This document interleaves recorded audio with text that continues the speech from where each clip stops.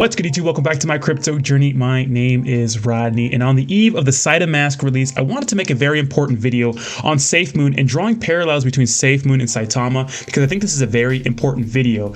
Now, Safemoon has been going absolutely nutty the past few days, like absolutely insane. If I bring up the crypto bubbles right here, right? If I bring this up and just put it over here for a second, you can see that this bubble has been going absolutely insane, like at least like 50 to 100% every day. It's been nutty. So Safemoon's going crazy. And they did start their migration to the V1. So if you're a Safemoon person watching this video, congratulations, you're making a ton of money, especially if you bought at the dip. But I want to talk about Safemoon and Saitama in the same video, because I think that you can draw a lot of parallels from Safemoon and Saitama. So let's check out these tokens and compare them to each other. Now, Safemoon on Twitter has about 1.3 million followers already, right? Saitama has about 244,000 followers, right? Safemoon had its inception around, let's see, what is it? Around March of last year, right? So look at the chart right here. And Saitama had its inception right a little bit after, right? A little bit after. The main difference right here is that Saitama remained a little more dormant, right, for a while before it had this huge spike, and Safemoon did a little spike a little sooner, right? Maybe like a couple of months or a month or so after its inception, right? Now, Safemoon is on the Binance Smart Chain network. So, obviously different. Saitama it's an ERC20 token. So when it comes to credibility, ERC20 tokens are a little more credible because as of right now, the BSC, like the smart chain, is associated, right, with rug pulls and those sorts of things. But Safemoon has 2.9 million holders, which is incredible. 2.9 million holders. Absolutely incredible. Saitama has about 300,000 right now, right? Very, very big, strong community tokens. Now, obviously, Saitama right now is peak height, peak season, those sorts of things. Safemoon had more of its time back then, right? People are migrating to the V2, so I wouldn't worry about this dump right here. But if you look historically, right, they had their peak over between May and, let's say, May and June-ish, right? Just a few months, right? Stayed dormant for a while, had a big peak right here, right? So we can look at Saitama. It looks a little similar, right? Not saying that the projections of these tokens are going to be any different in the future. Who knows, right? So let's just look at the charts right now, right? So we look at those sorts of things, right? So big community tokens, right, on their own network, big community tokens in their own right. So let's go to check out Safemoon's website. So, and check out the tokenomics of Safemoon. So Safemoon has very, very similar tokenomics to Saitama. 2% transaction with Saitama it's pretty much 2% reflections, right? Deflationary currency, anti-whale trap, all that good stuff. So you look at Safemoon's, very, very similar. 4% reflections, 3% LP acquisition, 2% token burn, growth fund.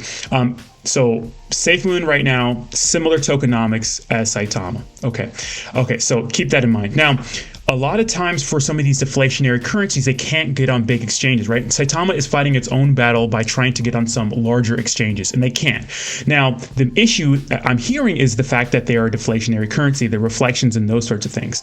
Now, Coinbase doesn't support, or Binance does not support Safemoon either. So Safemoon's not on those big exchanges, even with 3 million holders, which is insane. Because one would think, well, why wouldn't they want that token on there? Because it would make them a lot of money, right? Now, Saitama right now is trending like crazy, right? And at one point, Safemoon was also trending. So you have to understand that, guys, that, every token has a type. And the volume of Safemoon right now has gone up the last couple of days because of the crazy migration, right? Everybody's moving to Safemoon V2, right? That's part of the pump. But at one point, the volume was just as insane as Saitama's, right? The market cap is lower on Safemoon, and Saitama is killing the market cap right now. So those are some very, very interesting parallels between those two. Now, so tokenomics, the chart, the community, right? Safemoon's bigger, except for market cap right now. Now, one other interesting thing is, you listen to some Elon Musk quotes. One of them I really like. It talks about, and I got this from another YouTuber too. One of them talks about the fact that if you're coming into a market that's already kind of saturated, you got to do something better than the rest. What is so different about what you're doing? Now, Saitamask is an app, right, that Saitama wants to drop.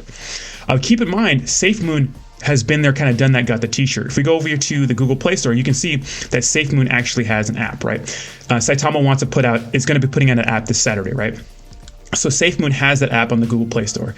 They also have that app on the Apple Store. So you can get it from the Play Store or the Apple Store. So you can see that they're already doing that. Now, of course, they're different chains and those sorts of things. So Safemoon's kind of been there and done that. And so far, it hasn't been the best for them when it comes to growth, right? I mean, let's be honest now. 29,000 people have reviewed this, which is absolutely insane. And this one has about 13,000 reviews. So that's pretty good, right? That means a lot of people have actually downloaded this phone. Really, really good reviews too. If you check out these reviews on both pages, very, very good reviews. People like it. People love it. Now, interesting enough, Saitama, saitamask, they want to be an exchange and a wallet. Well, Safemoon also wants to be an exchange as well, right? Safemoon exchange. So coming soon. It's coming, right? I know Saitama's barely younger than Safemoon, right? By a few months, right? If you think about that, draw the parallel. Saitama is it's just a little newer than Safemoon, but they've been out for around the same time. Obviously, Safemoon has a crazy strong community too, but Safemoon actually wants to do an exchange now. One of the things about Saitama is they actually want to do a hard wallet. Well, Safemoon actually wants to do a hard wallet as well. So that's interesting, right? So you can see a lot of the things that Saitama wants to do is Safemoon has done. Now, my only concern about saitamask being this revolutionary product is that they have to do something different than the actual exchanges and the apps that are already in the market. Because personally, I think MetaMask does a great job at a lot of the things you need. Now, MetaMask is always synonymous with scams and those sorts of things, but it's a decentralized, thing you can use, a wallet for decentralized exchanges, right? A lot of these other centralized exchanges are less prone to hacks because they have the CertiK audit and those sorts of things, right? They're secure, right?